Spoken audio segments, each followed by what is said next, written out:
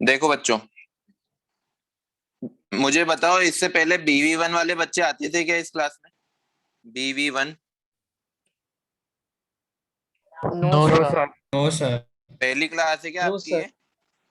No yes sir, sir. Second class. Sir second class से हम लोग की फर्स्ट BV1 क्लास वालों में क्या की। पढ़ा था? सर यही पीरियोडिक सर टेबल। एनर्जी का फॉर्मूला सर, ओके, क्वांटम कोई बात थ्योरी। नहीं। ओके, है ना, आपके अभी कुछ सिलेबस छूटा नहीं है, आपकी एक दो क्लास मिस हुई है, लेकिन आपने वो ऑलरेडी एटॉमिक स्ट्रक्चर में पढ़ रखा है। ठीक है। BB2 बच्चों के कुछ बच्चे हैं जिन्होंने एटॉमिक स्ट्रक्चर बिल्कुल नहीं पढ़ा है, तो उनको पीरियोडिक टेबल समझ नहीं आएगा, इस वजह से हम एटॉमिक स्ट्रक्चर स्टार्ट किया था हमने। ठीक है। तो एटॉमिक स्ट्रक्चर में हमने पढ़ लिया था Planck's quantum theory. Planck's quantum theory के बस प्लांक्स क्वांटम थ्योरी पढ़ा था ना, फोटो इलेक्ट्रिक इफेक्ट पढ़ना बाकी है आज। चलो पढ़ते हैं वो एक करके। यहाँ तक कोई डाउट था? सभी को समझ आया? Yes sir. आया सर। थोड़ा सा रिवाइज कर लेते हैं हमने क्या क्या पढ़ा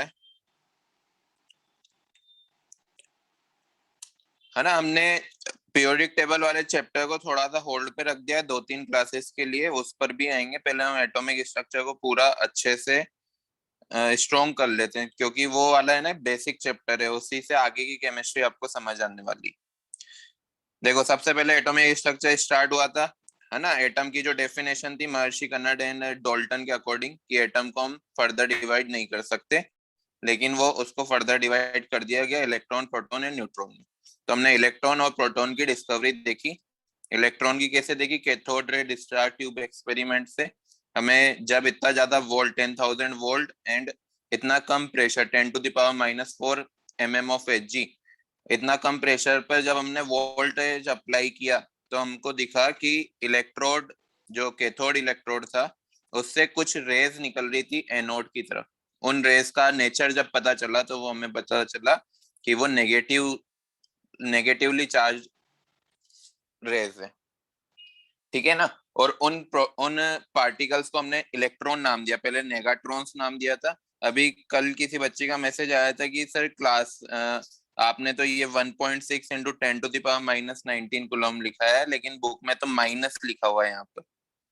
तो दोनों बात सेम है बेटा, है ना। हम जब भी 1 इलेक्ट्रॉन वोल्ट का लिखते हैं ना, तो 1.6 इंटू 10⁻⁻19 कूलम ही लिखते हैं। 1 EV, ये आगे चल के यूनिट काम में आने वाली है, वोल्टेज की यूनिट है। ठीक है। यही लिखते हैं। माइनस चार्ज तो इसलिए लग रहा है बुक में, क्योंकि इलेक्ट्रॉन क्या नेगेटिवली चार्ज आए हैं, वो बताने के लिए, डिफरेंशिएट करने के लिए कि प्रोटॉन और इलेक्ट्रॉन को। प्रोटॉन पे जो चार्ज होगा वो प्लस में होगा, तभी तो कोई एटम न्यूट्रल होता है। बात समझ आई? तो यस ये सर। माइनस का चार्ज तो ओनली हमें क्या बता रहा है कि वो इलेक्ट्रॉन है या प्रोटॉन है। माइनस का चार्ज इलेक्ट्रॉन के लिए, पॉजिटिव चार्ज प्रोटॉन के लिए। नेक्स्ट देखा हमने एनोड रेस के बारे में। उसी वाला जो एक्सपेरिमेंट कर रहे थे हम, कैथोड रे एक्सपेरिमेंट, उसी में जो कैथोड यूज किया था उनमें हमने छोटे छोटे होल्स कर दिए, और उसके पीछे वाली जो सरफेस थी ना, उस पर ZnS की कोटिंग कर दी। ZnS एक फ्लोरोसेंट मटेरियल होता है, मतलब कोई भी चीज उस पर स्ट्राइक होती है ना, तो उस पर थोड़ी सी चमक होने लगती है। तो यहाँ से हमें पता चला कि कुछ रेज है ना एनोड से कैथोड की तरफ भी आ रही थी। जब वो एनोड से कैथोड की तरफ आ रही थी, उसका नेचर हमें पता चला, तो वो पॉजिटिवली चार्ज रेस थी, जिनको हमने आगे चल के प्रोटॉन नाम दिया। क्लियर है यहाँ तक? लेकिन मैंने आपको बताया ये सब अजम्पशंस से, एक्चुअल में ऐसा नहीं हो रहा था। एक्चुअल में क्या हो रहा था? ट्यूब के अंदर जो गैस भरी थी हमने, जैसे मान लो हीलियम गैस भर दी, तो इतना ज्यादा वोल्टेज अप्लाई करने पे हीलियम गैस से ना इलेक्ट्रॉन बाहर निकल रहे थे। हीलियम गैस से इलेक्ट्रॉन बाहर निकले, तो हीलियम गैस किस में चेंज होगी? आयन में, जो कि पॉजिटिवली चार्ज आयन था। और इलेक्ट्रॉन बाहर निकले, इलेक्ट्रॉन क्या थे? नेगेटिवली चार्ज आयन थे। तो इलेक्ट्रॉन तो मूव कर रहे थे एनोड की तरफ, और पॉजिटिवली चार्ज आयन जो हीलियम He2+ था, डबली आयनाइज हीलियम आयन, वो कैथोड की तरफ मूव कर रहा था। बात समझ आई? What is electron and proton? क्या क्या याद करना है हमें? ये चीजें याद करनी है। मास ऑफ इलेक्ट्रॉन जो कि इतना होता है, मास ऑफ प्रोटॉन जो कि इतना होता है। अगर दोनों को कंपेयर करें तो 1840 टाइम्स हेवियर होता है मास ऑफ प्रोटॉन। इतना भारी पार्टिकल है। आगे चल के जब हम रदरफोर्ड पढ़ेंगे ना, कुछ बच्चों ने पहले से पढ़ रखा है, तो रदरफोर्ड भी बोलेंगे कि जो पूरा एटम का मास है ना वो ओनली न्यूक्लियस के अंदर कॉन्सेंट्रेटेड है। ठीक है, अभी आज ही पढ़ने वाले हैं हम रदरफोर्ड भी। फिर हमने इलेक्ट्रोमैग्नेटिक रेडिएशंस के बारे में देखा, उसकी कुछ कैरेक्टरिस्टिक देखी। फर्स्ट थी वेवलेंथ। वेवलेंथ का फॉर्मूला यहाँ से देख लिया हमने। वेवलेंथ क्या होती है, जो दो कॉन्जिक्यूटिव क्रेस्ट होते हैं या जो कॉन्जिक्यूटिव बॉटम पोर्शन होता है उसके बीच की डिस्टेंस को हम वेवलेंथ बोलते हैं। ये कुछ इंटर कन्वर्जन यूनिट्स थी कि हम 1 एंगस्ट्रॉम को 10⁻⁻10 मीटर बोलते हैं, और ये वाली थोड़ी सी इंपॉर्टेंट हो जाती है इस चैप्टर में कि 1 nanometre is equal to 10 angstrom. Frequency क्या होती है कि एक किसी भी पॉइंट पे कितनी वेव्स एक सेकंड में पास हो रही है। हाँ बेटा, सर 1 नैनोमीटर 10 एंगस्ट्रॉम कैसे होगा? क्या बोल रहे हो? 1 नैनोमीटर 10 एंगस्ट्रॉम कैसे होगा सर? बेटा ये It's यूनिट होती है, converted. याद ही करनी है। 1 nanometre is equal to 10 angstrom. PSP sir did ठीक give है, us. हाँ sir, okay sir. 1 angstrom 10 raise to -10 होता है। 10 रेज़ टू हाँ -10। क्लियर। हाँ फ्रीक्वेंसी सर। क्या होती है? फ्रीक्वेंसी 1 सेकंड में कितने एक पॉइंट से पास हो रही है वेव्स, पूरी वेव। वेव कहां से कहां तक होगी, यहां से यहां तक की। ठीक है, इसकी भी कुछ यूनिट कन्वर्जन हमें याद करनी होगी। फ्रीक्वेंसी का फॉर्मूला होता है 1/टाइम। ठीक है, इसकी जो यूनिट होती है वो हर्ट्ज होती है, सेकंड इनवर्स भी इसको बोलते हैं, तो ये याद रखना है आपको। स्पीड ऑफ वेव क्या है, अगर हम फ्रीक्वेंसी को वेवलेंथ से मल्टीप्लाई कर देंगे तो उसकी वेलोसिटी आ जाएगी, जिसको हम स्पीड ऑफ वेव बोलते हैं। जो इलेक्ट्रोमैग्नेटिक रेडिएशंस होती है ना वो लाइट की स्पीड में मूव करती है, तो लाइट की स्पीड भी हमें याद रखनी है, c/λ। तो यहाँ से फ्रीक्वेंसी का फॉर्मूला आ गया c/λ। ठीक है, वेव नंबर क्या होता है? सर वेव नंबर, बोलो बेटा। सर जो आपने लैम्बडा का जो साइन यूज किया है वो हम लोग को अलग बताया, वो तो टी जैसा है। बेटा ये भी यूज कर सकते हो, टी भी यूज कर सकते हो, लेकिन ज्यादातर यूज ये लेमडा होता है। ठीक है, वेवलेंथ को लेमडा ही बोलते हैं, फिजिक्स में भी लेमडा बोलेंगे, केमिस्ट्री में भी लेमडा ही बोलेंगे। वेव नंबर क्या होता है, इसको न्यू बार के सिंबल से डिनोट करते हैं, जो 1/λ के बराबर होता है। लेमडा की यूनिट मीटर थी तो इसकी यूनिट मीटर इनवर्स हो जाएगी। वेव नंबर और नंबर ऑफ वेव दोनों डिफरेंट थिंग है, इस वजह से वेव नंबर मैंने बताया, ये भी आगे काफी इंपॉर्टेंट काम आने वाला है, याद रखना। प्लांक्स क्वांटम थ्योरी क्या होती है कि जैसे जैसे कोई एनर्जी ट्रेवल कर रही है, एक पॉइंट से दूसरे पॉइंट में कोई पार्टिकल एनर्जी लेकर जा रहा है, तो वो एनर्जी के पैकेट्स के फॉर्म में ट्रेवल करेगा। Energy travels in the form of packets, इसी को प्लांक्स क्वांटम थ्योरी बोलते हैं। इसका जो इंपॉर्टेंट फॉर्मूला है वो ये है कि एनर्जी होती है फ्रीक्वेंसी के डायरेक्टली प्रोपोर्शनल होती है। फ्रीक्वेंसी का भी हम फॉर्मूला लिख सकते हैं c/λ, और ये h क्या है, प्लांक्स कांस्टेंट, जिसकी वैल्यू हमें याद रखनी है 6.62 इंटू 10⁻⁻34 जूल सेकंड। ठीक है, फिर मैंने यहाँ पर ये जो SCS की वैल्यू आपको याद कराई है, क्योंकि बार बार न्यूमेरिकल में हम ऐसा नहीं करेंगे कि प्लांक्स कांस्टेंट को c से मल्टीप्लाई करेंगे, हम डायरेक्ट उसकी वैल्यू याद कर लेंगे। अगर लेमडा की वैल्यू नैनोमीटर में दी हुई है, इस फॉर्मूले में देखो, ये वाले फॉर्मूले में स्क्रीन शो हो रही है ना सभी को, क्लियर? लेमडा की वैल्यू अगर नैनोमीटर में दी हुई है, लेमडा की वैल्यू अगर नैनोमीटर में दी हुई है तो SC की वैल्यू क्या लेंगे हम, 1240। अगर लेमडा की वैल्यू एंगस्ट्रॉम में दी हुई है तो SC की वैल्यू क्या लेंगे, 12400। क्लियर? इलेक्ट्रॉन वोल्ट को कैसे चेंज करेंगे जूल में? 1 इलेक्ट्रॉन वोल्ट होता है 1.6 इंटू 10⁻⁻19 जूल। अब यहाँ पे माइनस मत लगा देना कि 1 electron volt is equal to -1.6, 1.6 ही लेंगे। क्लियर? नेक्स्ट देखो, ये कुछ क्वेश्चन किए थे, कुछ क्वेश्चन आज और करेंगे हम इसी फॉर्मूले के ऊपर, और इससे आगे देखते हैं। चलो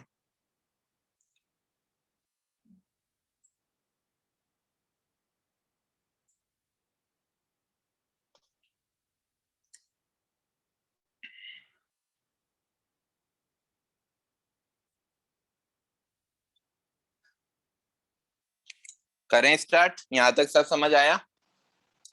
यस सर। यस चलो, फर्स्ट हम देख रहे हैं पावर। पावर का क्या फॉर्मूला होता है? पावर होती है एनर्जी अपॉन टाइम।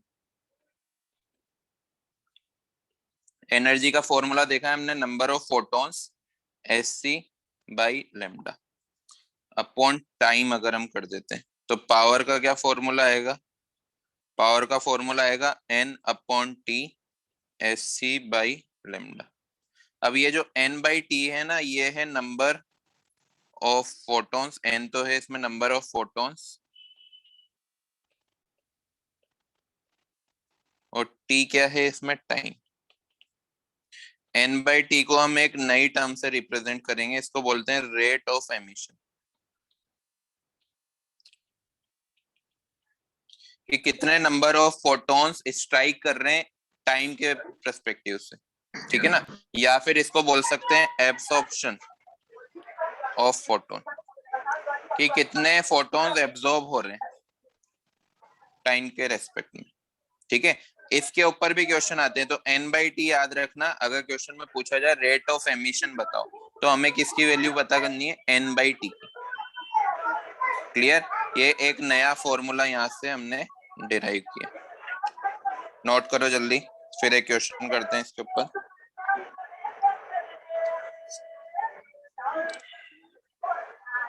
बेटा म्यूट हो जाओ, कोई बच्चा म्यूट नहीं है। आदित्य, जा, आकाश, अनिकेत, अंश, वीडियो ऑन करो। सारे बच्चों ने वीडियो ऑफ कर लिया, मैं एक एक करके बाहर निकालता हूँ। देखो Sir, I'm not at my home, so I'm not switching on my camera. Siddharth ना, Yes, sir. रजत अपना म्यूट हो जाओ बेटा, आवाज सर आ मैं रही है अपने आपकी। मोबाइल पे नहीं हूँ, मैं पीसी पे वेब। बेटा आपकी अच्छे के लिए बोल रहा हूँ मैं, मुझे कोई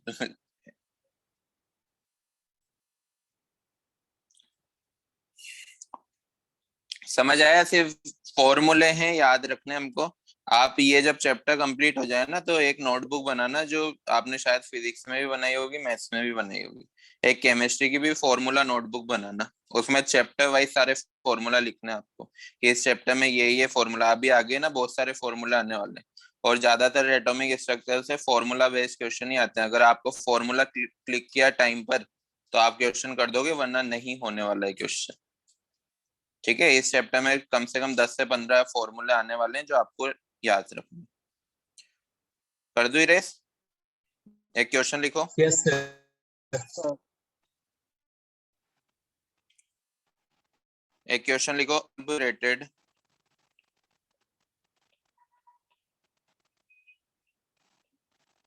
100 watt emits radiation of wavelength 200 nm if the light from the bulb is Sir, incident आपने बल्ब रेटेड 100 वॉट्स का आपने क्या लिखा है? emits radiation of wavelength incident on the surface which absorbs the light। ये क्वेश्चन मैं पहले भी करवा चुका हूँ, जिन्होंने मेरा फर्स्ट लेक्चर अटेंड किया था।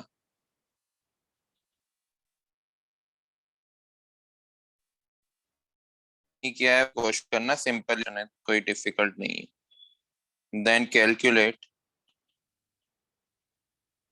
The rate of emission, sorry absorption of photons by the surface।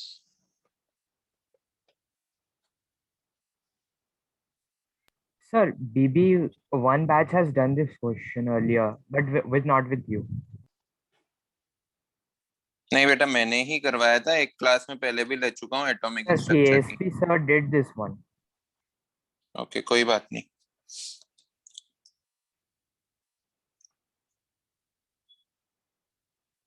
देखो क्या बोल रखा है यहाँ पे, 100 वोल्ट दे रखा है। 100 वोल्ट क्या है? हमारी पावर है, वॉट पावर की यूनिट होती है, ठीक है। उसकी एफिशिएंसी भी दे रखी है 80%, मतलब कोई 100 वॉट पावर दे रहा है तो उसकी एफिशिएंसी 80% है, तो वो 80% ही पावर है उसकी हम यूज करने वाले हैं।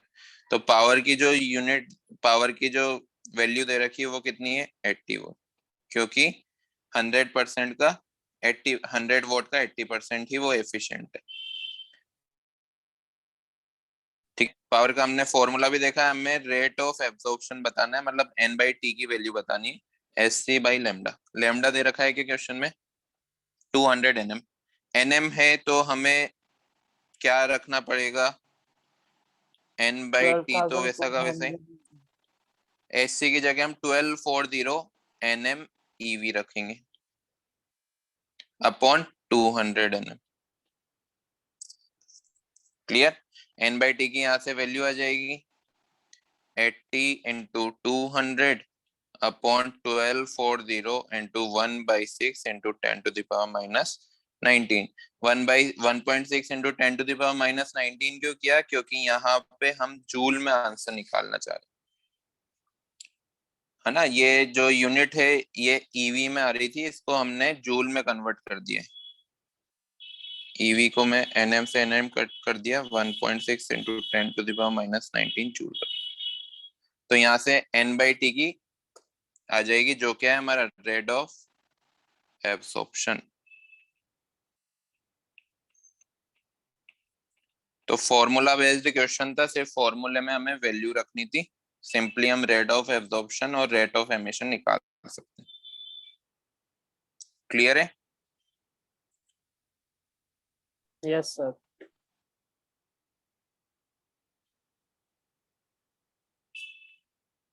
किया note?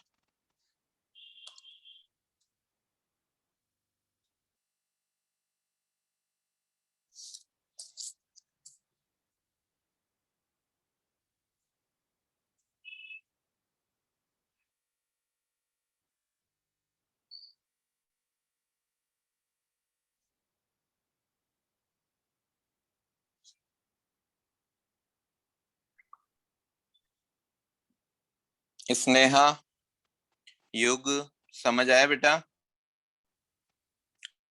Shreya, Harshita, yes sir. Yash, Yes, sir. Arya, Yes, sir. Yes, sir. Raghavendra, Yes, sir. Erase कर दूं? Sir, what is the unit of Yes, rate of sir. absorption? बेटा रेट ऑफ एमिशन मतलब कितने नंबर ऑफ फोटॉन्स आ रहे हैं, उसकी कोई यूनिट नहीं है, नंबर्स है, ठीक है। नंबर ऑफ फोटॉन्स एमिशन है ये पर यूनिट टाइम।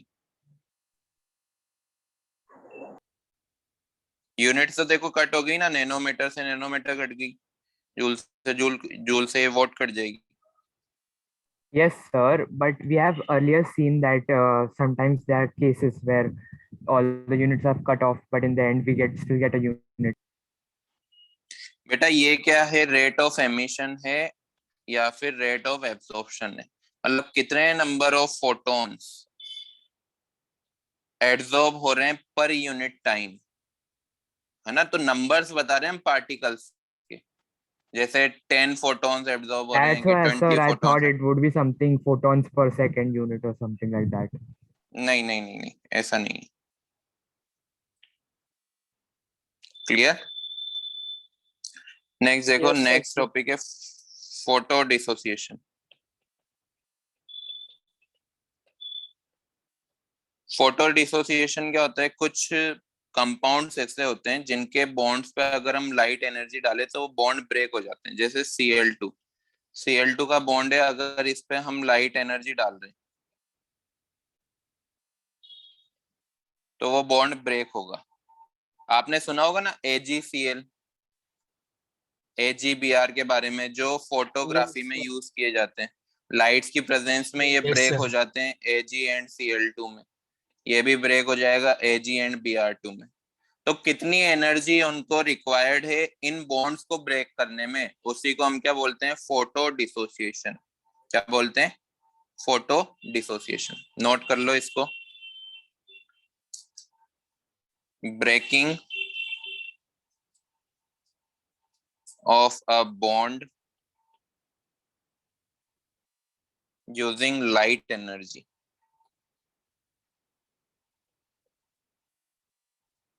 ठीक है, इसी में हम पढ़ रहे हैं bond dissociation energy.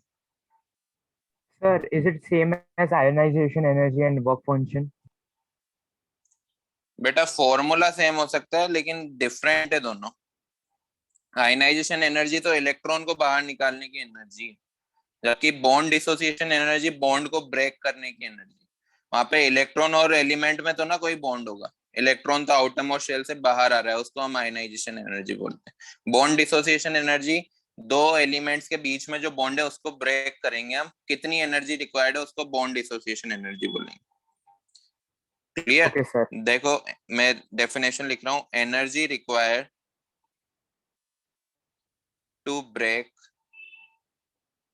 Bond is called bond dissociation energy। इसका फॉर्मूला याद रखना है हमें तो बस, कि बॉन्ड डिसोसिएशन एनर्जी का क्या फॉर्मूला होगा, सेम वही जो एनर्जी का फॉर्मूला था।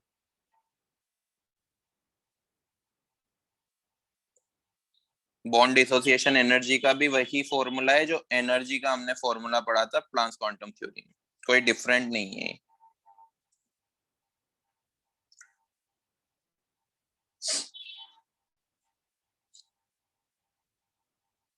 ठीक है, दोनों चीज समझ आई। फोटो डिसोसिएशन क्या है? लाइट एनर्जी का यूज करके किसी भी बॉन्ड को ब्रेक करना फोटो डिसोसिएशन होगा। और बॉन्ड डिसोसिएशन एनर्जी क्या होगी कि कितनी एनर्जी रिक्वायर्ड है उस बॉन्ड को ब्रेक करने में, उस एनर्जी को हम बॉन्ड डिसोसिएशन एनर्जी बोलेंगे।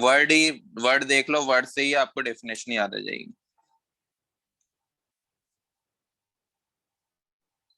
क्लियर है? Yes, sir. नोट किया?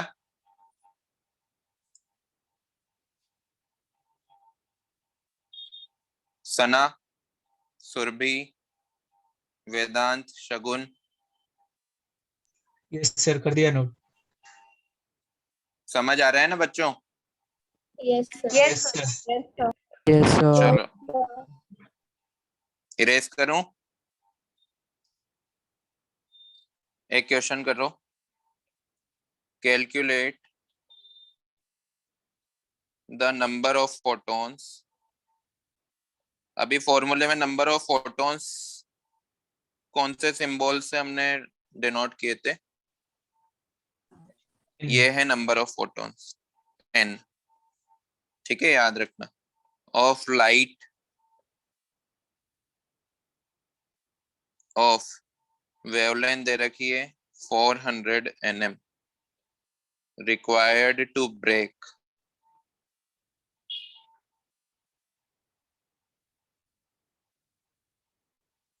1 Cl-Cl bond।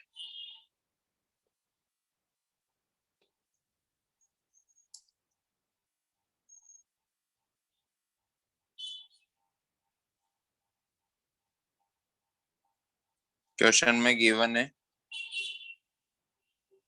Bond dissociation energy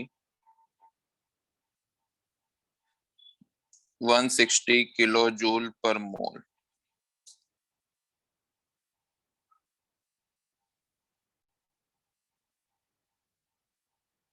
अब देखो ये जो बॉन्ड डिसोसिएशन एनर्जी है ना, ये 1 मोल के लिए डिफाइन होती है।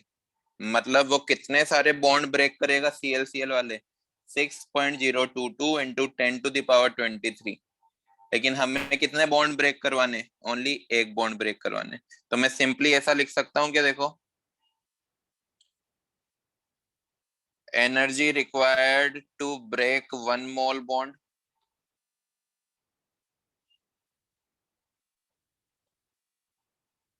इक्वल टू क्या होगा? Na मतलब एवोगाड्रो नंबर, Cl-Cl बॉन्ड कितनी दे रखी है? 160 किलो जूल पर मोल। देखो यहाँ पे यूनिट में भी पर मोल लिखा हुआ है, हमें कितनी ब्रेक करवानी है? ओनली एक ब्रेक करवानी। अगर मैं इसको 1 CL बॉन्ड के लिए बोलूं कि एक CL बॉन्ड ब्रेक करो, तो मैं इसको 160/Na लिख सकता हूँ किलो जूल, Yes, sir. है ना। जैसे मान लो कि एक डजन बनाना को हमें कट करना है, तो एक डजन बनाना को कट करने के लिए हमें यूज हो रही है 16 किलो जूल पर डजन। तो एक को करने के लिए मैं क्या करूंगा? 16/12 कर दूंगा ना। समझ आया ना? तो एक Yes, CL sir. को बॉन्ड को ब्रेक करने के लिए मैं क्या कर दूंगा? 160/Na।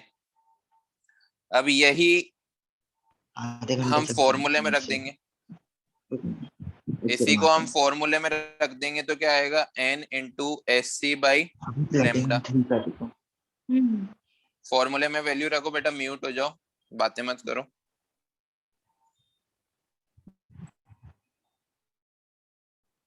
अब यहाँ पे भी किलो जुती है, तो इसको भी 10⁻³ से मल्टीप्लाई करना होगा। मैं अभी वापस से ये लिखने के लिए दूंगा आपको टाइम, मैं जस्ट यहाँ पे यूनिट्स और वैल्यूज रख रहा हूँ। Na की वैल्यू 6.022 इंटू 10⁻23, किलो जूल को जूल में कन्वर्ट किया है 10⁻³ से, इंटू नंबर ऑफ फोटोन जो हमें निकालने हैं, इंटू यूनिट SC की क्या रखेंगे वैल्यू? नीचे लैम्डा हमें दे रखा है नैनोमीटर में, तो SC की वैल्यू 1240. रखेंगे 1240। लैम्डा कितना दे रखा है? 400 नैनोमीटर। EV इंटू नैनोमीटर होता है, यहाँ पे नैनोमीटर से नैनोमीटर कट गया। अब क्या ये EV को हम जूल से, यहाँ पर तो जूल है ना, यार योर वॉइस इज जूल से लिटिल लो। कंपेयर कर सकते हैं? बेटा सभी को मेरी वॉइस कट हो रही है क्या? No, sir. जिसकी मेरी वॉइस नहीं आ रही है वो थोड़ा सा नेटवर्क में आ जाओ, ठीक आने लगेगी। तो मुझे कंपेयर करना है ना जूल और EV को, तो EV को भी कन्वर्ट कर दूं जूल में। कैसे करूंगा? इंटू 1.6 इंटू 10⁻⁻19 जूल करके। क्लियर? यहाँ से n की वैल्यू आ जाएगी, क्रॉस मल्टीप्लाई कर देते हैं, 1240 नीचे आ जाएगा ये तो 160 into 400 into 10⁻³ upon 1240 into 1.6 into 10⁻⁻19 into 6.022 into 10⁻23। अब इसकी कैलकुलेशन करना और नंबर ऑफ फोटॉन्स निकालना। सिंपल है, कुछ भी नहीं किया हमने। बॉन्ड डिसोसिएशन एनर्जी दे रखी थी 160 किलो जूल पर मोल में, लेकिन हमें ओनली बॉन्ड डिसोसिएशन एनर्जी में नंबर ऑफ फोटॉन्स निकालने थे, ओनली 1 CL बॉन्ड को ब्रेक करने में। तो हमने डायरेक्ट फॉर्मूला लगाया है, ये वैल्यू एक मोल के लिए थी, उसको एक बॉन्ड के लिए निकाला है, और फिर नंबर ऑफ फोटॉन्स सिंपली निकाल ली। कर सकते हैं सर अगर मैं बेटा। ना LH राइट हैंड साइड को मैं EV में कन्वर्ट करता हूँ देन किलो जूल्स पर मोल, तो फिर मैं तो भी सॉल्व कर हाँ सकता हूँ ना?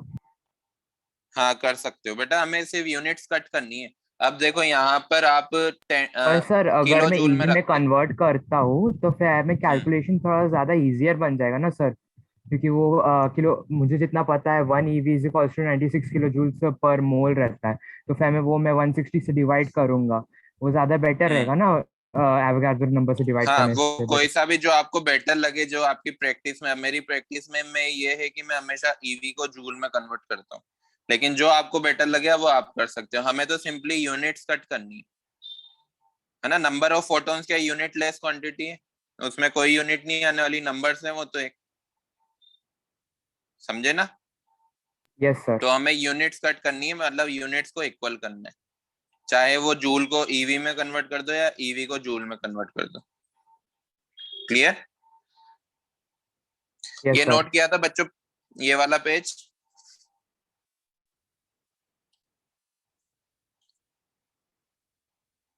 हुआ ये वाला? No, sir. Krrish, Areeba, Done. हो गया ना? समझ आया तुम्हें? Sir. हाँ.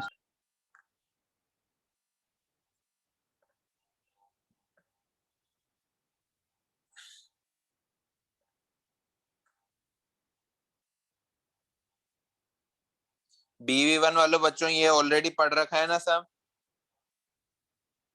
Yes sir. समझ आ रहा है Yes, ना? sir. बोर Yes, तो sir. नहीं हो रहा है? बोरिंग तो नहीं हो रहा है? No, sir. No, sir. No, sir. Boring हो तो बताना, मैं सर एक दो जोक भी सुना ऑनेस्टली थोड़ा सा। ऑनेस्टली थोड़ा सा हो रहा है। कल से मैं जोक याद करके आऊंगा अच्छे से। ठीक है, थोड़ा सा एक दो क्लास एडजस्ट कर लो ताकि सारे बच्चे एक लाइन में आ जाएंगे ना, तो फिर सही रहेगा, इंटरेस्ट बना रहेगा क्लास में। कर दो रेस बेटा, थोड़ा फास्ट किया करो, हम लिखने में ही इतना टाइम वेस्ट कर देंगे तो कोर्स कैसे कंप्लीट करेंगे। Next and very important topic आ रहा है, ये तो कैलकुलेशन ही, ये तो कर सकते हो। यस हाँ सर। सर, कर सकते हैं। चलो, जो नेक्स्ट वाला टॉपिक है इस चैप्टर के, one of the most important topics में से एक है, जिसको बोलते हैं photo electric effect. Photo electric effect. BV1 वाले बच्चों, आपको क्या हाइड्रोजन स्पेक्ट्रम पढ़ा दिया था क्या? No, sir. No, sir. सिर्फ हाइड्रोजन स्पेक्ट्रम नहीं पढ़ा है ना, क्वांटम नंबर तक कंप्लीट हो गया? Yes, sir. चलो, क्वांटम अब है ना नंबर भी बच्चों, नहीं हुआ है सर। अच्छा क्वांटम नंबर भी नहीं हुआ है, वो इलेक्ट्रॉन फिलिंग रूल्स बता दिए, आप horns, de Broglie, No, sir. Heisenberg, कुछ भी नहीं हुआ वो? चलो, No, एक sir. एक क्लास, नेक्स्ट क्लास में हम आपके यहाँ तक आ जाएंगे, तो फिर आपको भी बोरिंग नहीं होगा।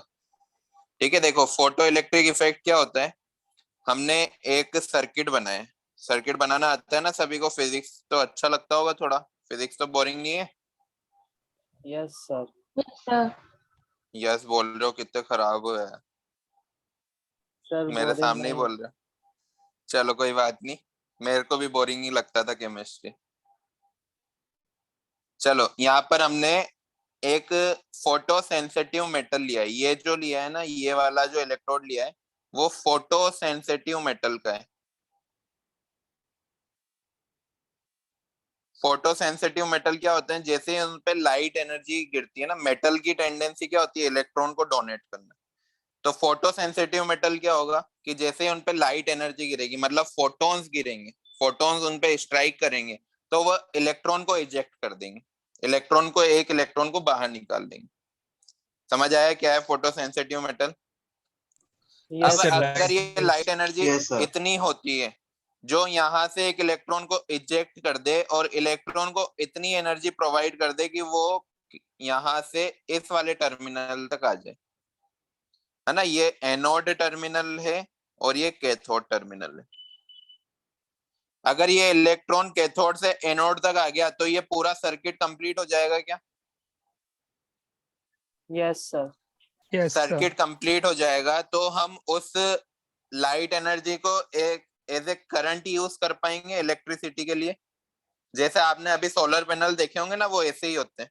सोलर पैनल में फोटो सेंसिटिव मेटल्स लगे होते हैं, जो इलेक्ट्रॉन इजेक्ट होता है वो उस सर्किट को पूरा करने के काम में आता है। जो इलेक्ट्रॉन की वजह से जो करंट पास हो रही है उसको हम क्या बोलते हैं, फोटो इलेक्ट्रिक करंट बोलते हैं। समझ आया? मैं एक और बार बताता हूँ कि हमने यहाँ पर एक फोटो सेंसिटिव मेटल लिया है जिसमें जब भी कोई लाइट एनर्जी स्ट्राइक करती है या फोटोन्स स्ट्राइक करते हैं तो वो इलेक्ट्रॉन को बाहर निकाल देता है। फोटो सेंसिटिव मेटल, मेटल्स की टेंडेंसी इलेक्ट्रॉन डोनेट करने की होती है ना, तो वही काम ये कर रहे हैं।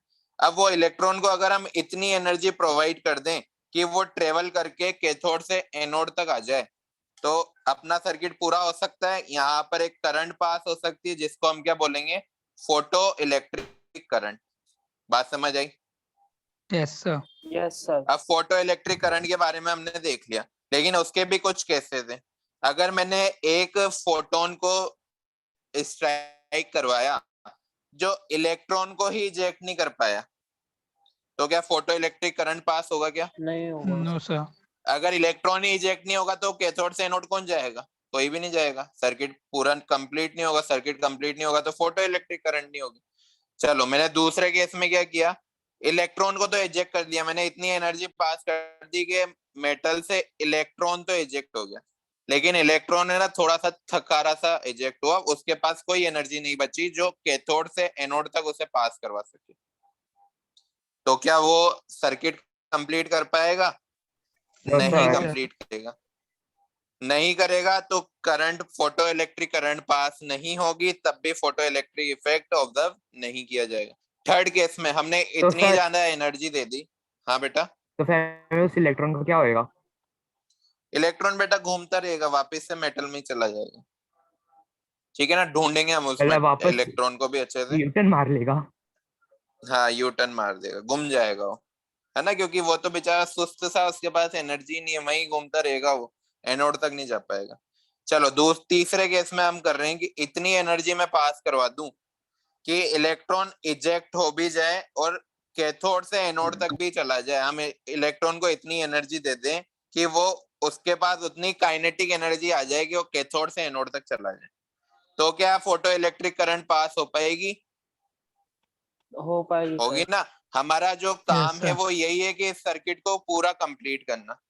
सर्किट कंप्लीट तब भी होगा, पहला पहला उसका वर्क होगा कि इलेक्ट्रॉन बाहर आए और इलेक्ट्रॉन बाहर आके कैथोड से एनोड की तरफ मूव करे।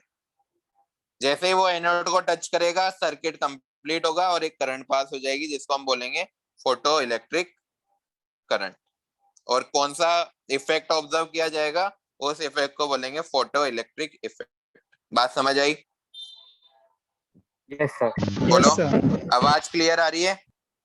Yes sir. Yes, है ना? sir. जल्दी जल्दी से लिख लो बेटा, मैं लिखा नहीं रहा हूँ क्योंकि टाइम वेस्ट होता है लिखने में। मैं बोलते जा रहा हूँ, आप जल्दी जल्दी लिखो। ये सर्किट बनाओ, फिर मैं इसकी थोड़ी सी थ्योरी लिखवा देता हूँ।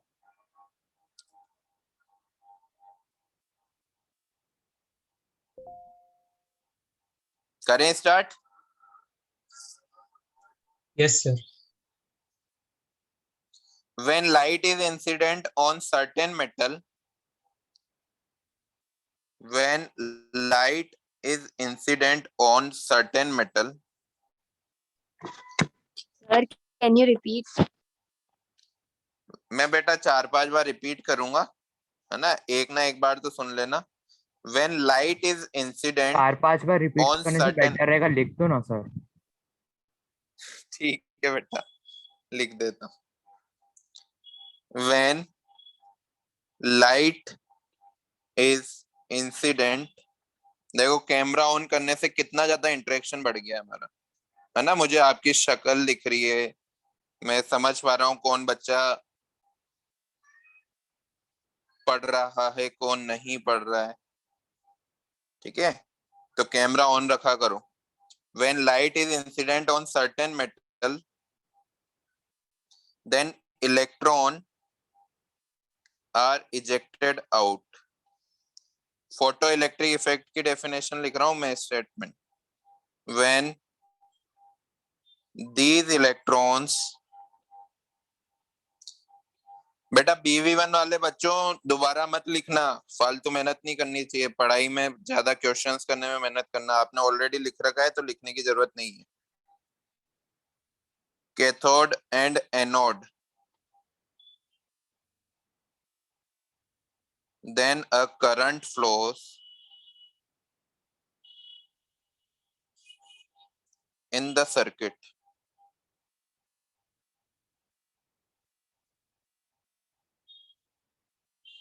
Which is called photocurrent.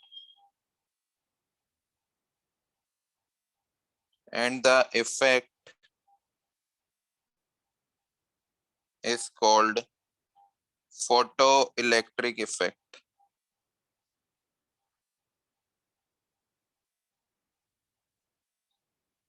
साथ साथ लिख रहे हो ना?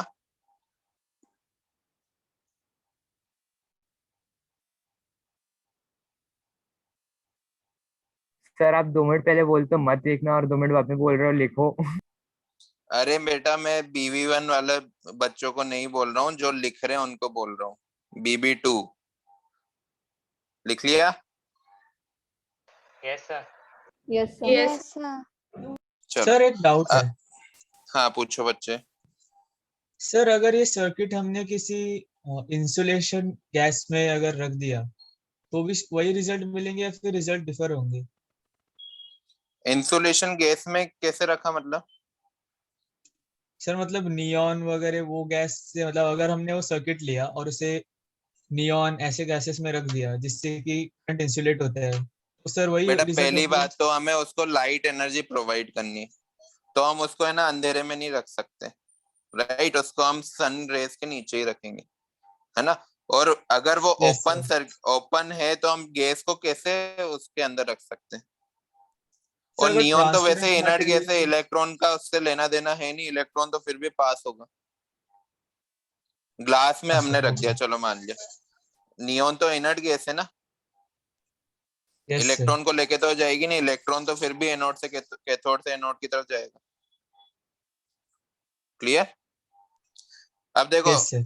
जो हमने इलेक्ट्रोमैग्नेटिक रेडिएशंस में जो कैरेक्टरिस्टिक पढ़ी थी ना, जैसे वेवलेंथ हो गया, फ्रीक्वेंसी हो गया, वो यहाँ पर भी थोड़ा सा रिपीट करना है। फॉर्मूला सेम होगा, बस यहाँ पर एक नई चीज आ गई, threshold.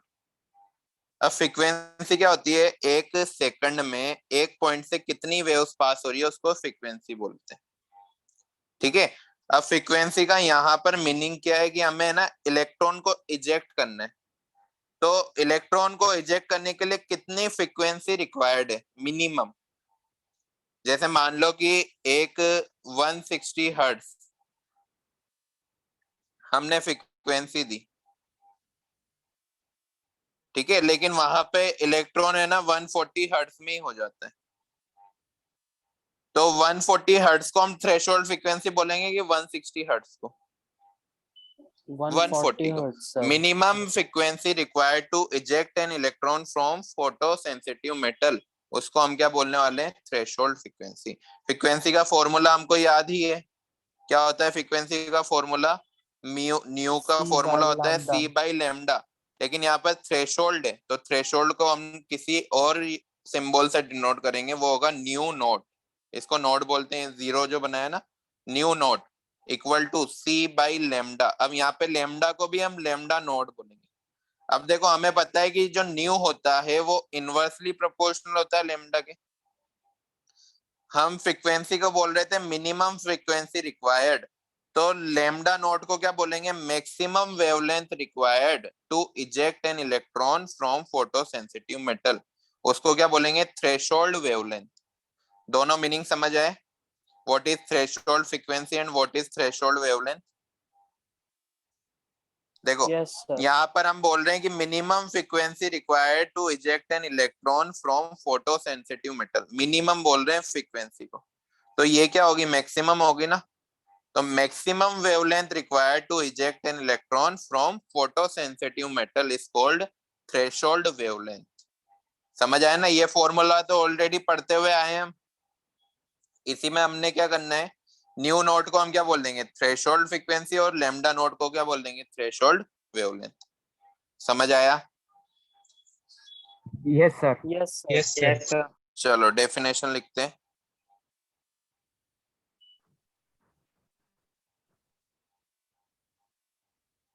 Minimum frequency required to eject electron from eject an electron लिखना बेटा, एक इलेक्ट्रॉन, ऐसा नहीं इलेक्ट्रॉन्स लिख दो आप। eject an electron from photo sensitive metal is called, हाँ बेटा, थ्रेशोल्ड फ्रीक्वेंसी। फॉर्मूला क्या लिखेंगे, nu naught equal to C by lambda naught. ये लेमडा नोट क्या है, थ्रेशोल्ड वेवलेंथ। इसकी भी डेफिनेशन लिख लेते हैं, maximum wavelength required to eject an electron from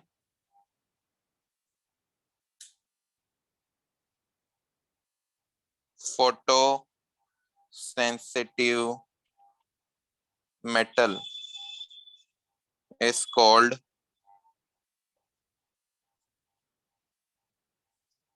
threshold wavelength.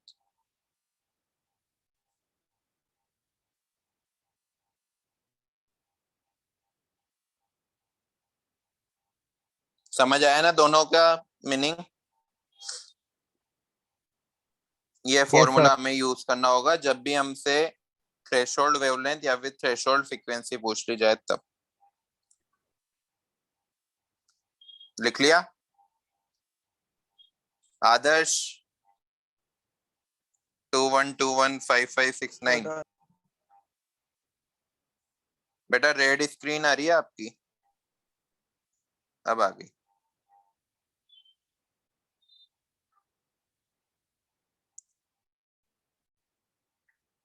कर दो रेस? Yes, sir. Yes sir. Next characteristic है फोटो इलेक्ट्रिक इफेक्ट की वर्क फंक्शन। वर्क फंक्शन को हम फाई बोलते हैं और W से भी डिनोट करते हैं। Sir, work function is same as threshold frequency, right? नहीं बेटा, फ्रीक्वेंसी वेवलेंथ अलग है, ये तो एनर्जी है। एनर्जी का फॉर्मूला हमने पढ़ा था ना, energy is equal to H nu. तो ये एनर्जी को हम वर्क फंक्शन बोल रहे हैं Okay, sir. कि ये टोटल एनर्जी नहीं है। वैसे मैं इसका भी बताऊंगा व्हाट इज वर्क फंक्शन। देखो हमारे जब फोटो इलेक्ट्रिक इफेक्ट हम ऑब्जर्व करेंगे ना, तो उसके लिए दो केस होंगे। पहले केस में हमें इलेक्ट्रॉन को इजेक्ट करना है और दूसरे केस में हमें इलेक्ट्रॉन को मूव करवाना है कैथोड से एनोड की तरफ, तब जाके फोटो इलेक्ट्रिक इफेक्ट ऑब्जर्व किया जाएगा। तो पहला केस क्या है, इलेक्ट्रॉन को इजेक्ट करना, उसके लिए कुछ ना कुछ एनर्जी की रिक्वायरमेंट होगी। तो वही minimum energy required to eject an electron from photo sensitive metal, उसको क्या बोलेंगे हम? वर्क फंक्शन बोलेंगे। कि कितनी एनर्जी की रिक्वायरमेंट है किसी इलेक्ट्रॉन को इजेक्ट करने के लिए, उसको हम क्या बोलने वाले? Work function. समझ आया? Okay, so means the minimum energy required to eject an electron हाँ is work function and minimum frequency required is threshold frequency. हाँ, इस वर्क फंक्शन को निकालने के लिए भी हमें जो फ्रीक्वेंसी की जरूरत होगी ना, ये भी क्या एनर्जी का ही एक फॉर्म है वर्क फंक्शन भी। तो इसी के में तो हम लिखते थे एच न्यू। ये क्या है? न्यू न्यू नोट लिखेंगे आप। ये क्या है? हमारी थ्रेशोल्ड फ्रीक्वेंसी। और H C by lambda naught लिखेंगे तो ये क्या है? हमारे थ्रेशोल्ड वेवलेंथ। अब यहाँ पर ई तो हमारी टोटल एनर्जी हो जाएगी, उसका मैं फॉर्मूला अलग से लिखूंगा। वर्क फंक्शन का भी यही फॉर्मूला होगा। Yes, Clear? work function is same as ionization energy. Ionization was taught. Yes yes, Yes. ठीक है। लिखो minimum energy required to eject an electron out of the surface of the metal is called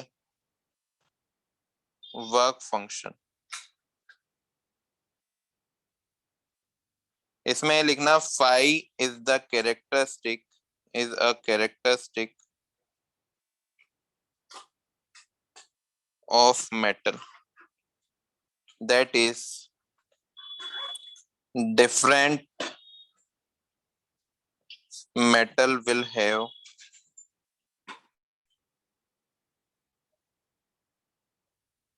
different value of phi.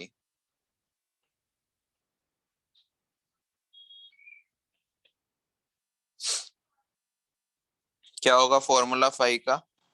H nu naught equal to S C by lambda.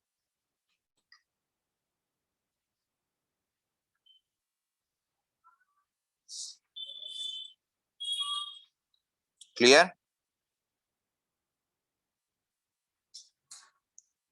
समझ आया? राघवेंद्र बेटा video off करके, video on करके समझ आता है कि video off करके?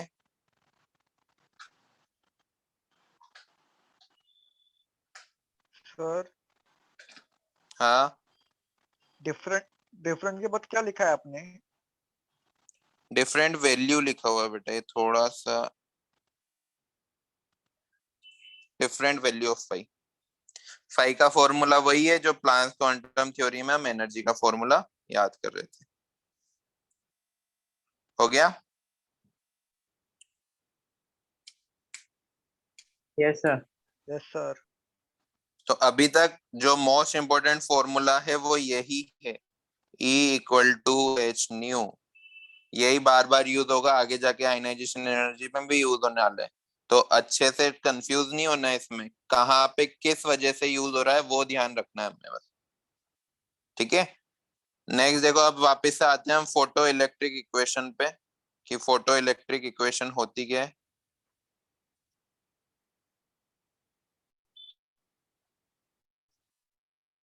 फोटो इलेक्ट्रिक इफेक्ट ऑब्जर्व करने के लिए हमने दो पार्ट्स में इसको डिवाइड किया था। पहला पार्ट था इलेक्ट्रॉन को इजेक्ट करना, दूसरा पार्ट था इलेक्ट्रॉन को मूव करवाना कैथोड से एनोड की तरह। ठीक है, तो मैं यहाँ पर लिख रहा हूँ energy of incident light is used in, first तो है to eject electron out of the surface of metal,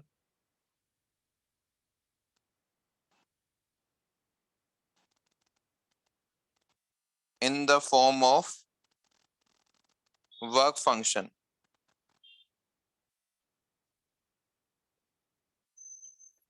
right, energy के दो पार्ट होंगे, पहला तो होगा वर्क फंक्शन जिसको हम फाई से डिनोट कर रहे हैं, इसका क्या वर्क होगा, इलेक्ट्रॉन को इजेक्ट करना। दूसरा होगा to move the electron in the form of kinetic energy. BV1 वाले बच्चों, आपको क्या मोल कॉन्सेप्ट पूरा पढ़ा दिया है क्या? Yes, sir. Yes, sir. उसमें ऑक्सीडेशन नंबर, इक्विवेलेंट कॉन्सेप्ट सब पढ़ा दिया, बैलेंसिंग वगैरह? No, sir. Balancing रेडॉक्स वगैरह नहीं सिखाया, लेकिन वो आता है। रेडॉक्स रिएक्शन, बैलेंसिंग वगैरह? No, sir. सर ने नहीं कराया। और कंसंट्रेशन टर्म वगैरह सब पढ़ा दिया है, molarity, molality, mole fraction? Yes sir. ठीक है, अब देखना बच्चों, मैंने यहाँ पे फोटो इलेक्ट्रिक इफेक्ट इक्वेशन को दो पार्ट में डिवाइड किया है। तो मैं यहाँ पर लिख रहा हूँ इंसिडेंट लाइट की एनर्जी, जिसको EI से डिनोट कर रहा हूँ। ये दो पार्ट से मिलकर बनेगी, पहला तो होगा वर्क फंक्शन एंड दूसरा होगा काइनेटिक एनर्जी। इसमें मैं यहाँ पर मैक्स लिख रहा हूँ। ठीक है, EI की क्या फॉर्मूला है, एच न्यू। फाई का क्या फॉर्मूला है, एच न्यू नॉट, क्योंकि यहाँ पे थ्रेशोल्ड फ्रीक्वेंसी आ जाएगी। काइनेटिक एनर्जी का आपको फॉर्मूला याद होगा, 1/2 MEV²। E क्या है यहाँ पर, क्योंकि इलेक्ट्रॉन मूव करने वाला है तो यहाँ पर मास ऑफ इलेक्ट्रॉन लेंगे, ये है हमारा मास ऑफ इलेक्ट्रॉन। समझ आई फोटो इलेक्ट्रिक इक्वेशन? EI क्या है, energy of incident light, H new, वो किसके बराबर होनी चाहिए, फाई प्लस काइनेटिक एनर्जी। मतलब वो एनर्जी इतनी होनी चाहिए कि वो इलेक्ट्रॉन को इजेक्ट भी कर ले और उसको मूव भी करवा दे कैथोड से एनोड की तरफ। सिंपल है, आ गया? Yes, sir. समझा। एक ही Sir, बच्चे को आएगा समझ में? EI BB2 बच्चों, यस क्या बेटा, मिस्टर समझा। EI क्या बोल है रहे हो? सर? EI EI क्या है incident sir? Energy, incident light की energy. Okay, okay sir. BB2 बच्चों आपको ही पढ़ा रहा हूँ, ये बच्चे ऑलरेडी पढ़ चुके सर हैं, समझ में BB1 आया। और BB1 वाले। एक ही बच्चे को आएगा, मैं ये बोल रहा हूँ। आया सर समझ में। Yes, sir. चलो दो, वीडियो ऑन कर लो यार, ऐसे क्या कर रहे हो, बार बार वीडियो ऑफ कर लेते हो।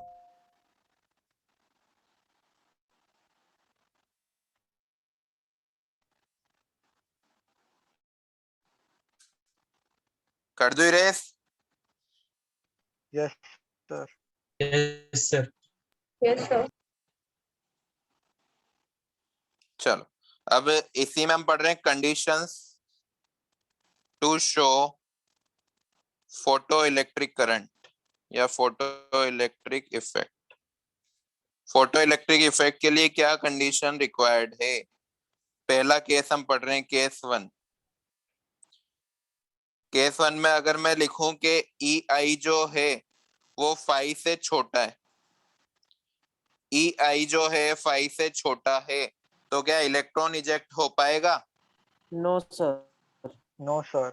इलेक्ट्रॉन इजेक्ट ही नहीं होगा क्योंकि उतनी एनर्जी उसको दी नहीं है ना।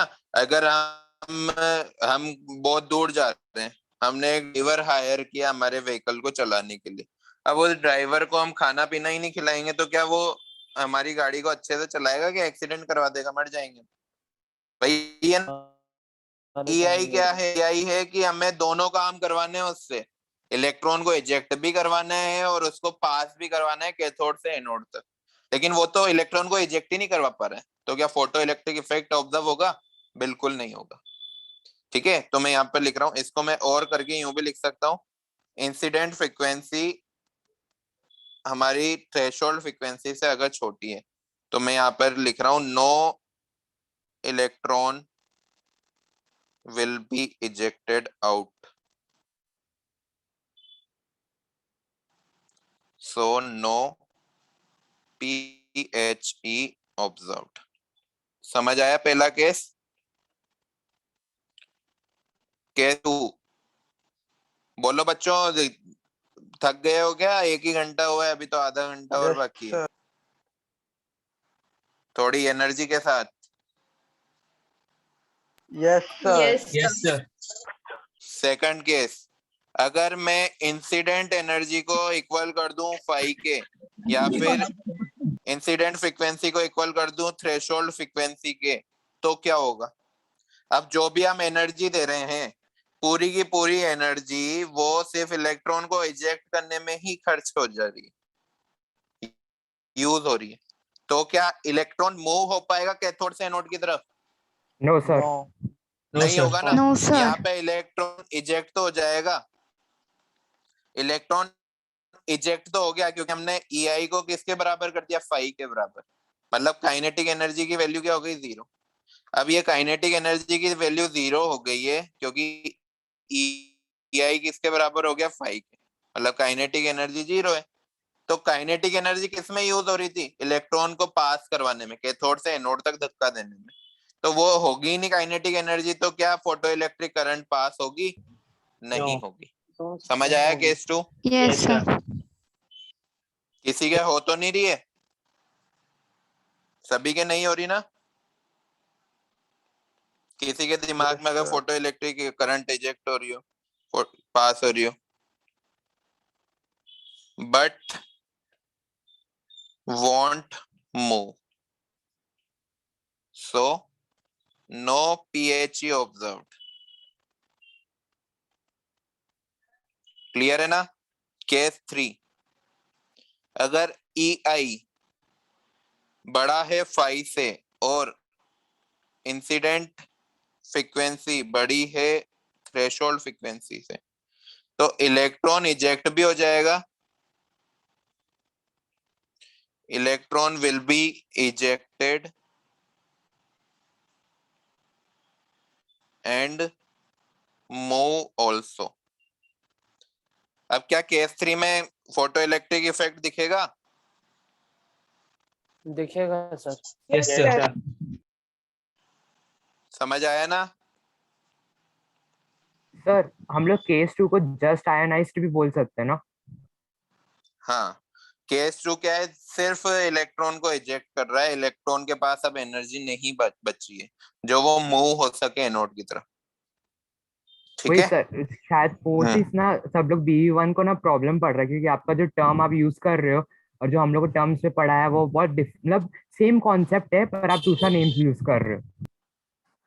कोई बात नहीं बेटा, वो तो क्वेश्चन में है ना, समझ आ जाता है कि हम क्या कर रहे हैं, क्योंकि उनका पढ़ाने का तरीका कुछ और होगा, हमारा कुछ और है। ठीक है, क्वेश्चन में समझ आ जाएगा, लेकिन आपको दिक्कत नहीं आएगी। और सर केस 3 में हाँ, केस केस 3 3 में में क्या? सर जो इंसिडेंट एनर्जी 5 से भले बड़े, लेकिन अगर सिर्फ उतनी बड़ी है कि काइनेटिक एनर्जी 1 जूल्स, तो भी क्या मूव होएगा पार्टिकल? हाँ बेटा, थोड़ी सी इलेक्ट्रॉन। भी बड़ी होगी ना तो इलेक्ट्रॉन के हिलने डुलने की तो एनर्जी होगी उसके पास, है ना। और एनोड पे अगर आपको पता हो तो पॉजिटिव चार्ज होता है, थोड़ा सा भी इलेक्ट्रॉन पुश करना है हमें कि वो पॉजिटिव चार्ज की तरफ अट्रैक्ट हो जाए, बस थोड़ा सा धक्का देना है। जैसे खाई पे वो खड़ा है, कोई सुसाइड पॉइंट पे वो खड़ा हुआ है, हमें सिर्फ धक्का देना है, अपने आप वो नीचे तो अपने आप चला जाए, है ना। थोड़ा सा ओके सर। डरावना एग्जाम्पल मैंने दे दिया तो है, सर फिर हमें बट उसके समझ गए ऊपर होंगे और ना। फोर्स नहीं डालना पड़ेगा, सीधा लुढ़क जाएगा वो। बस बेटा थोड़ी सी ज्यादा होनी चाहिए, यूं नहीं कि हम एग्जैक्ट 5 के बराबर ही रख रहे हैं, थोड़ी सी भी ज्यादा हुई ना, थोड़ा सा भी काइनेटिक एनर्जी हमने इलेक्ट्रॉन को दे दी तो वो अपने आप एनोड की तरफ मूव हो जाएगा। क्लियर? Okay sir. यस। डरे तो नहीं ना? No sir. चलो पर कर पर दे। अगर एनर्जी हाँ इतनी बेटा। है कि ज्यादा नहीं है कम नहीं है, तो फिर हमें वो खाई से गिर के। अरे बेटा खाई को भूल जाओ, आप इलेक्ट्रॉन पे कंसंट्रेट करो। सर हाँ सर अगर काइनेटिक एनर्जी अगर भले ही बढ़ी हुई फाई से, लेकिन अगर वो इतनी काइनेटिक इतनी छोटी होगी कि वो की वो जरा भी हिलेगा नहीं, मतलब थोड़ा ही हिलेगा, लेकिन एनोड तक पहुंचेगा नहीं, तो भी होगा ऑब्जर्व। बेटा हमारे कोर्स में तो ऐसा ही दिया हुआ है कि हमने थोड़ा सा अगर इंसिडेंट एनर्जी को 5 से बड़ा कर दिया तो हम ये मान के चलेंगे कि फोटो इलेक्ट्रिक इफेक्ट होगा कि नहीं होगा। अब वो रियल लाइफ में होगा कि नहीं होगा हमें उससे मतलब नहीं, हमें तो हमारे कोर्स से मतलब है ना।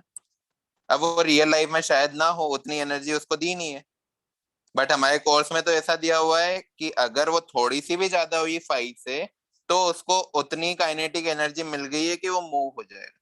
रियल लाइफ में हम क्या करेंगे, टर्मिनल्स को थोड़ा पास पास रखेंगे कि थोड़ी सी एनर्जी मिली तो इलेक्ट्रॉन इजेक्ट हो गया और इलेक्ट्रॉन को एनोड ने अपनी तरफ अट्रैक्ट कर लिया। समझ आ गया? सर इसको मैं मैग्नेट जैसा ले सकता हूँ ना? हाँ हाँ बेटा, फोर्स ऑफ अट्रैक्शन होगा ना इलेक्ट्रॉन और एनोड के बीच में, हमें सिर्फ उसको थोड़ा सा धक्का देना है। कर दूं क्या ये रेस, क्वेश्चन करें इसके ऊपर? यस सर, कर यस सकते सर। हैं। चलो क्वेश्चन लिखो।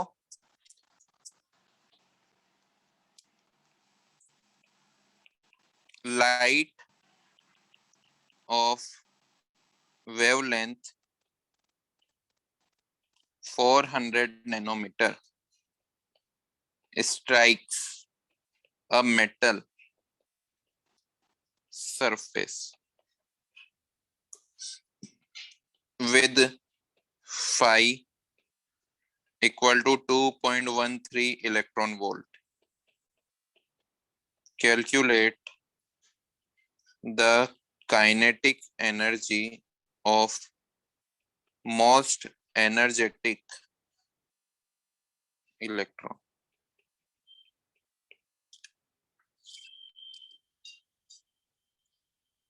देखो इस क्वेश्चन में देखो, हमें वेवलेंथ दे रखी है 400 nm, है ना। वेवलेंथ किसकी होगी? है इंसिडेंट लाइट की वेवलेंथ होगी, ठीक है। और फाई दे रखा है 2.13, तो हमको पता है incident energy equal to 5 plus kinetic energy होती है, और ये मैक्सिमम वाली काइनेटिक एनर्जी।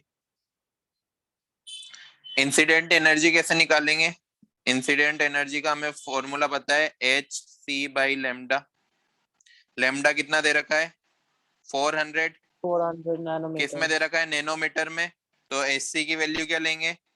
1240 eV nm। यहाँ से nm से nm कट गया, यहाँ पर जो ei दे रखा है वो भी ev में ही आएगा क्योंकि 5 भी हमें ev में ही दे रखा है। ये आ जाएगा हमारा ei 3.1 ev। क्या इसको जूल में कन्वर्ट करने की जरूरत है? बिल्कुल नहीं है, क्योंकि हमें 5 भी नहीं है ev में दे रखा है। समझ आया ना? अब हमें इस वाले फर्स्ट वाले इक्वेशन में रख देते हैं वैल्यू।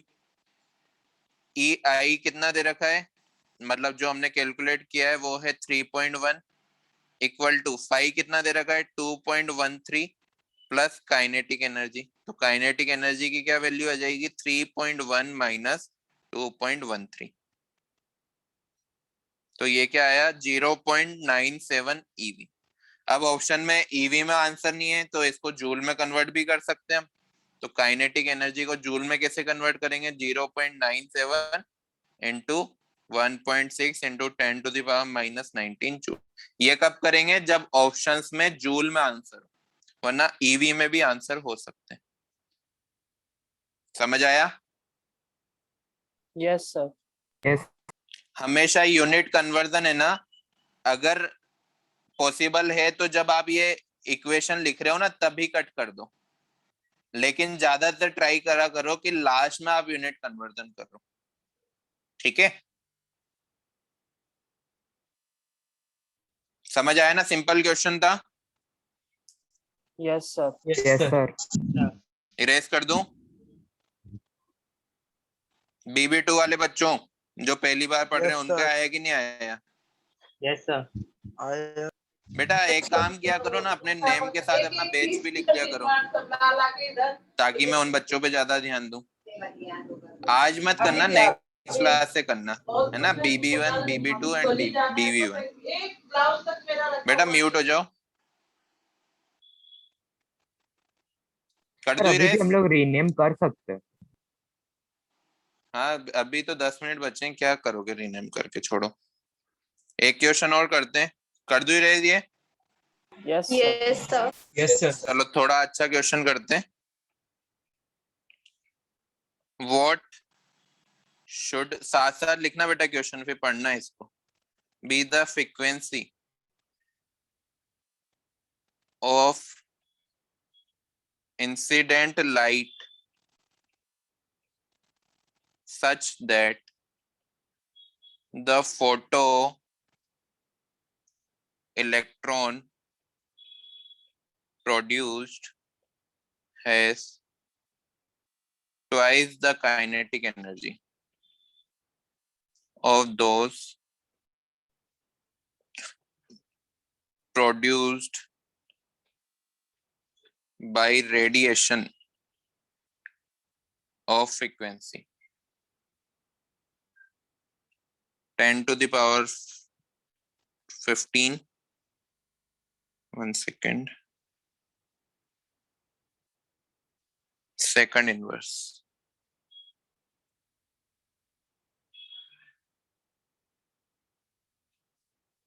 थ्रेशोल्ड फ्रीक्वेंसी भी दे रखी है, nu naught 5 into 10 to the power 14 second inverse.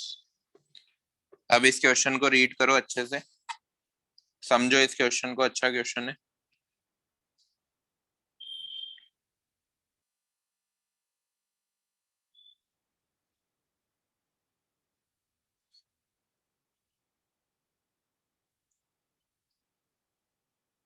किया रीड?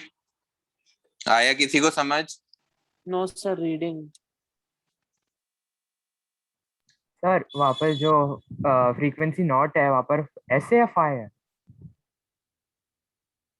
कहाँ पर बेटा? जहाँ पर जो ऐसे नीचे 5 है बेटा, 5 into 10 to the power 14।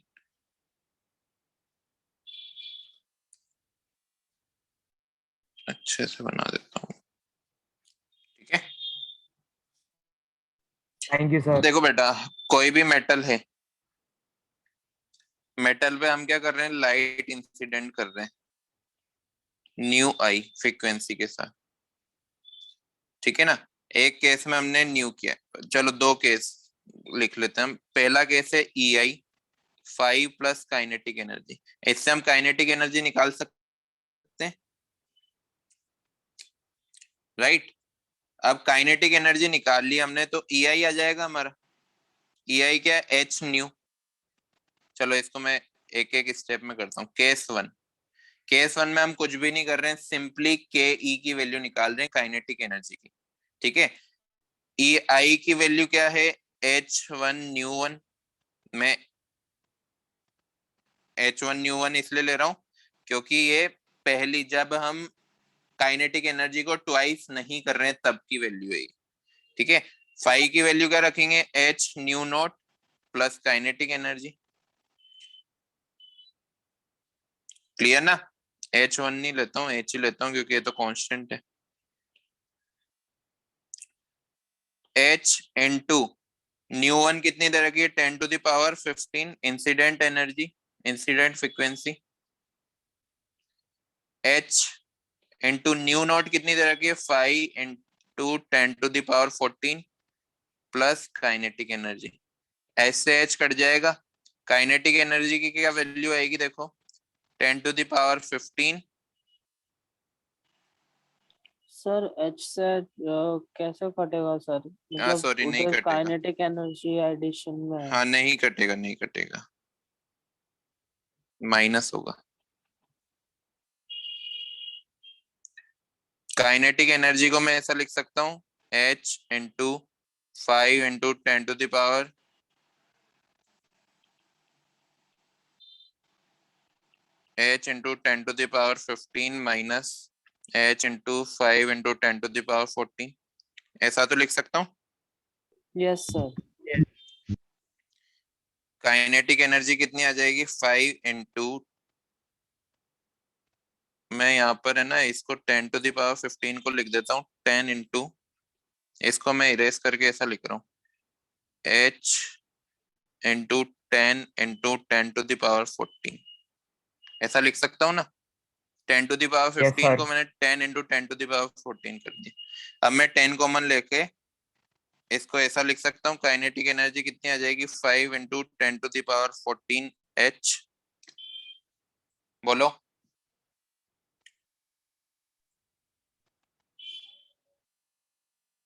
Sir can you please repeat? देखो बेटा यहाँ से इसको सोल्व करो ना बेटा, इजीली तो हो रहा है। 5 इंटू 10⁻14 आ जाएगा ना ये।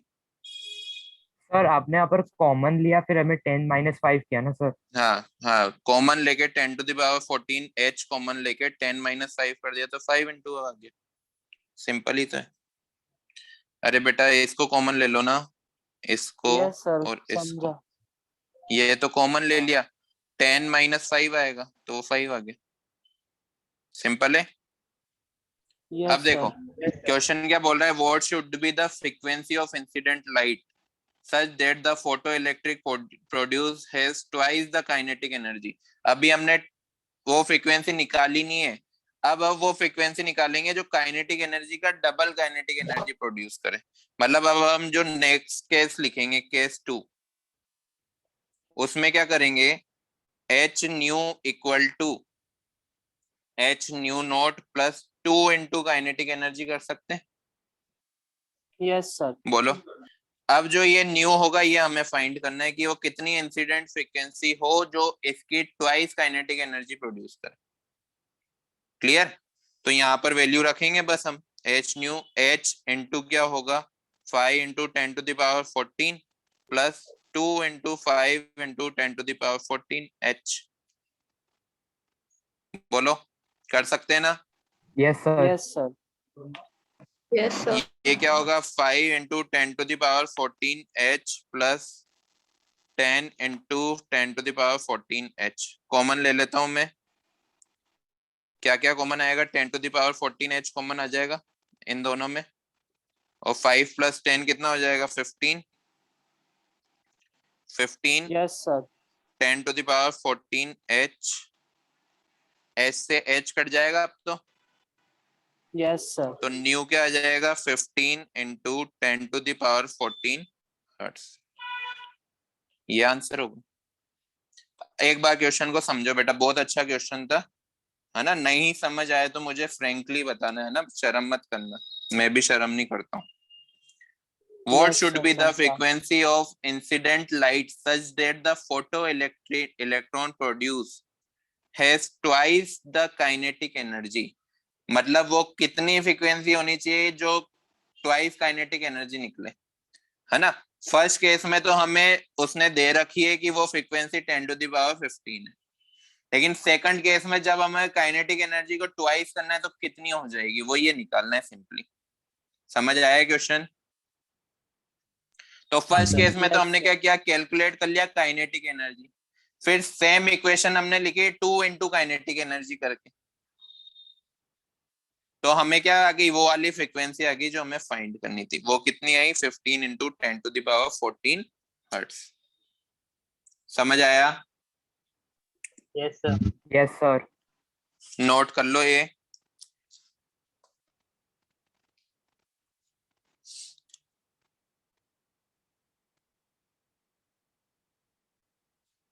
बच्चों ज्यादा बच्चों को समझ नहीं आया, आई थिंक। नहीं आया तो बोलो बच्चों। आगे चलो।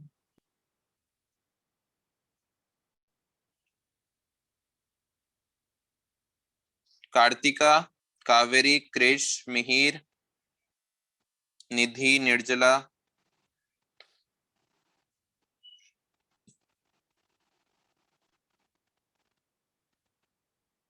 बच्चों बोलो ना। हाँ Shoot, सर sir. समझ में आया। आया। Sure? Yes, sir. Yes sir. ये हो गया ये वाला पेज? Yes, sir. हो यस गया। सर। सर ये तो प्रॉपर्ली जो कैलकुलेशन। है ना, BB1 को ना हाँ थोड़ा सा पहले से हम लोगों ने करके रखा है, तो हम लोग को थोड़ा सा न्यू नहीं है सब कुछ। मतलब हाँ एक क्वेश्चन अच्छा है, बट हम लोग को थोड़ा यूज टू हाँ है सॉल्व करने का है। B1 के लिए तो अभी 5 मिनट पहले ही उन्होंने लर्न किया ना। हाँ हाँ हाँ। Sir, can you BB1 वालों को तो आई थिंक सब आ ही रहा होगा। मैं BB2 वाले बच्चों से पूछ रहा हूँ, तुम मुझे आंसर करो क्योंकि तुम फर्स्ट टाइम पढ़ रहे हो। BB2 वालों। हाँ सर समझ में आया। Yes, sir. अच्छा, इरेज कर दूं आप? Sir, please show the previous page once again. ये लो बेटा। Yes, sir. Done, sir. अब देखो एक टॉपिक और देख लेते हैं, इसको पूरा कंप्लीट नहीं पढ़ेंगे, इसको समझ लेंगे बस होता क्या है, फिर इसको नेक्स्ट क्लास में कंप्लीट करेंगे। Stopping potential, nu naught, V naught sorry.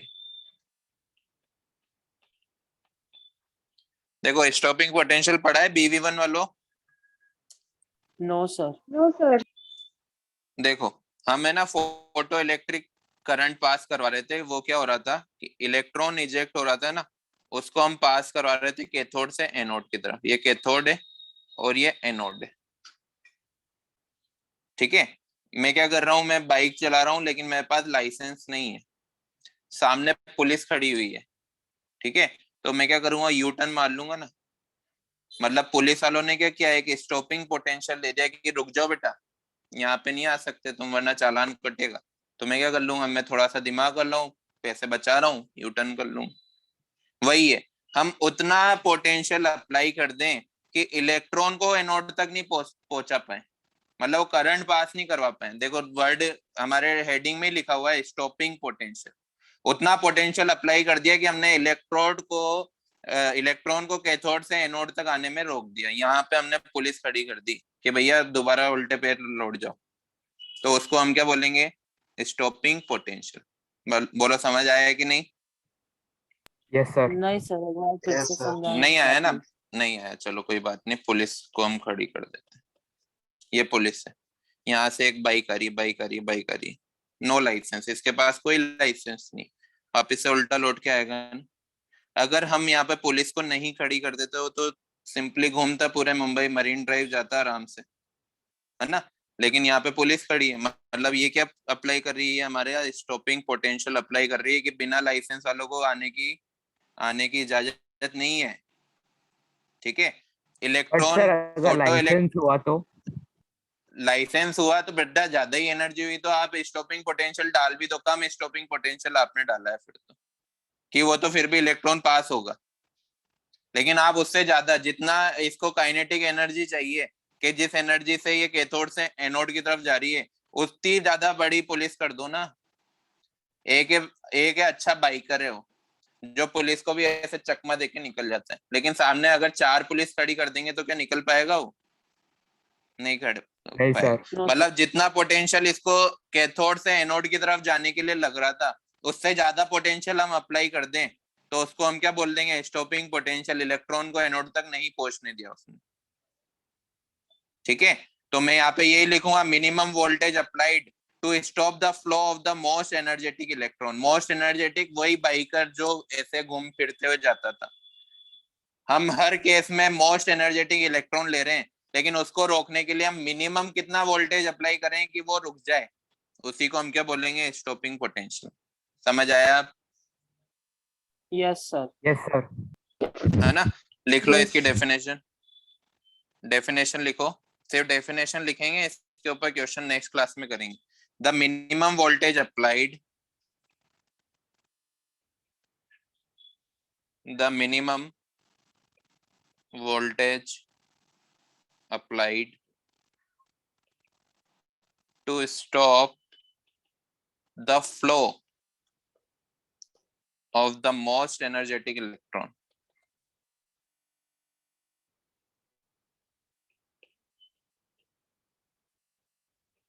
from cathode to anode। मतलब जितनी उसके पास काइनेटिक एनर्जी थी, जितनी एनर्जी उसके पास थी, उससे थोड़ी भी ज्यादा हमने अपोजिट साइड में एनर्जी लगा दी, तो वो इलेक्ट्रॉन रुक जाएगा ना? रुकेगा कि नहीं? जैसे एक दौड़ता दौड़ता इंसान आ रहा है, हम उससे ज्यादा एनर्जी सामने हल्के को खड़ा कर दे, खली को खड़ा कर दे, जो उसको धक्का दे तो उल्टे पैर लौट जाएगा ना? वही है ये स्टॉपिंग पोटेंशियल। समझ आया? Yes sir. अब इसका जो भी Yes, sir. डेरिवेशन है, जो भी क्वेश्चन है, वो नेक्स्ट क्लास में हम करेंगे। आज के लिए हम इतना ही करते हैं। अगर कोई टॉपिक समझ नहीं आया है तो यूट्यूब चैनल पे सारे वीडियोस अपलोड हो रहे हैं, आप बार बार उसको देखो, जब तक समझ नहीं आए, फिर भी समझ नहीं आता है तो क्लास में पूछो।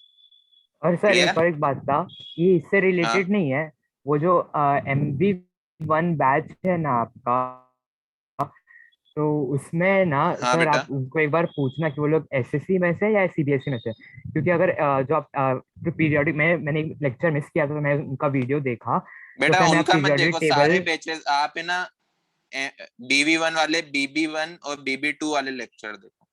यस सर, पर ठीक मैं है। उनका बता रहा हूँ, वो सर उन लोग का ना, अगर वो लोग CBSE में से है तो फिर प्रॉब्लम नहीं है, पर आप जो पीरियोडिक CBSE टेबल का मैटर नहीं बता करता रहे ना थे, बेटा, वो नीट है, वो नीट है, आप JEE मेंस हो, यस है ना? सर वहाँ वो पे तो थोड़ा सा है, बट लेवल थोड़ा सा कम होगा वहाँ पे।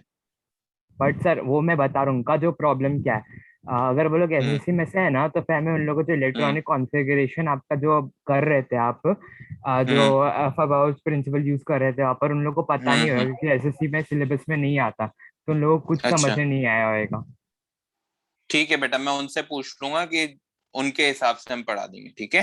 अगर वो लोग CBSE में से है, तो फिर कुछ प्रॉब्लम नहीं है। हाँ, वो अगर उन्होंने एटॉमिक स्ट्रक्चर नहीं पढ़ा होगा ना, मेरी कल क्लास है शायद नीट वाले बच्चों की, तो मैं उनको पहले एटॉमिक स्ट्रक्चर, यहाँ पे भी मैं पहले एटॉमिक स्ट्रक्चर इसलिए पढ़ा रहा हूँ ताकि आगे प्रॉब्लम नहीं है, क्योंकि बच्चों को अभी इलेक्ट्रॉनिक कॉन्फ़िगरेशन नहीं लिखना नहीं आती है, तो वो कैसे आगे पढ़ेंगे, है ना? पीरियोडिक सर वो टेबल आप वगैरह। सम सॉल्व कर रहे थे, तो फिर हमें एकदम सिंपल थिंग्स में वो लोग मिस्टेक कर रहे थे, इसलिए मैं बोला। ठीक है बेटा, थैंक यू। चलो नेक्स्ट क्लास में सर मिलते हैं। यूट्यूब चैनल का नाम क्या है? बेटा सर्च कर लेना सुदीप शर्मा रेजोनेंस, ओके वरना ओके मुझे सिंपली मैसेज करो, मैं आपको लिंक दे दूंगा चैनल की। ठीक है, ग्रुप पे मेरा नंबर है, इसे जो लिंक। क्या बेटा? अरे बेटा मैं तो नहीं बोलूंगा, आपकी मर्जी, है ना? ठीक है, बाय।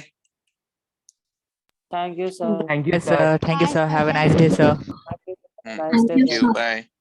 Thank you, sir.